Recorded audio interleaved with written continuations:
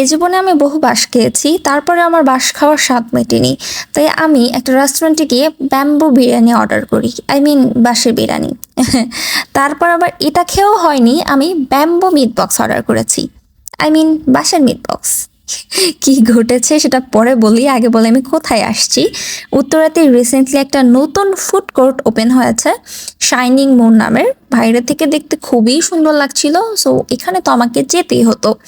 তো এখানে আমি গেলাম, যাওয়ার পরে বিকাল বিকাল যেহেতু গিয়েছি, অনেকগুলো ফটো আমি এখানে তুলেছি, ভিডিও বা ছবি সবকিছু আমি টুকটাক আগেই শেয়ার করেছি কিছু, আপনারা অনেক পছন্দ করেছেন।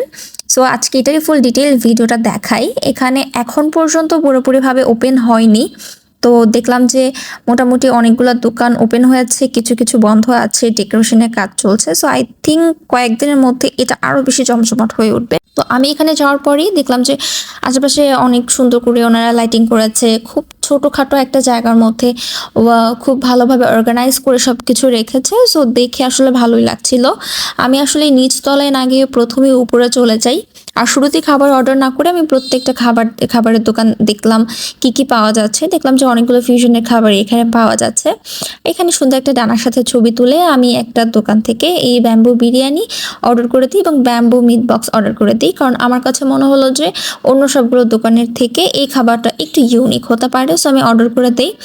সো শুরুতে আমার যে ব্যাম্বু মিট বক্সটা ওটা দিয়ে দেয়। আনফর্চুনেটলি মিট বক্সের মধ্যে মিট ছিল না, সসেজ দেওয়া ছিল। এবং তাদের যুক্তি ছিল যে মিট মানে সসেজ তো মিট দিয়ে বানানো হয়। একদিক থেকে ঠিক থাকলেও আমরা ইউজুয়ালি যেভাবে মিট বক্স খেয়ে থাকি ওটার থেকে একটু ভিন্নধর্মী। খারাপ বলবো না, তবে মোটামুটি লেগেছে। দাম ছিল 159 বা 69 টাকা। আর এটা ছিল ব্যাম্বু বিরিয়ানি, এটার প্রাইসও কম ছিল, মেবি 180 বা 280, আমি ভুলে গিয়েছি। এই যে ব্যাম্বুরাজ এই দোকানটা থেকে নিয়েছিলাম। আমার মনে হয়েছে খাবারের মান মোটামুটি ভালো। আমি মেনু কার্ডটা আপনাদের জন্য অ্যাড করে দিচ্ছি, প্রাইসটা এখান থেকে দেখে নিতে পারেন। আর পাশে আরও অনেকগুলো দোকান আছে, ওখানে আরও অন্য ফিউশনের খাবার পাওয়া যায়, যেগুলো আমি ট্রাই করিনি তাই আমি বলতে পারছি না, বাট আমি যেটা ট্রাই করেছি এটা মোটামুটি ছিল।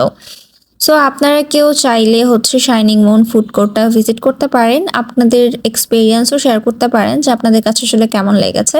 ও বাই দ্য ওয়ে, একটা দোকানে দেখলাম বারবিকিউ আছে, সি ফুড পাওয়া যাচ্ছে। সো এটা কেউ ট্রাই করে থাকলেও কিন্তু আমাকে রেকমেন্ড করতে পারেন যে এটা কেমন ছিল। পাশে আরেকটা দোকানে আমি দেখেছিলাম জাপানিজ কুজিন পাওয়া যাচ্ছে, যেমন সুশি, টেম্পুরা, এই ধরনের জিনিসপত্র। ওটাও আমি একদিন হয়তো ট্রাই করব, ট্রাই করে আপনাদেরকে জানাবো। সো এটাই ছিল আমার আজকের মিনি ভ্লগ। কেমন লাগলো কমেন্ট করে জানাবেন।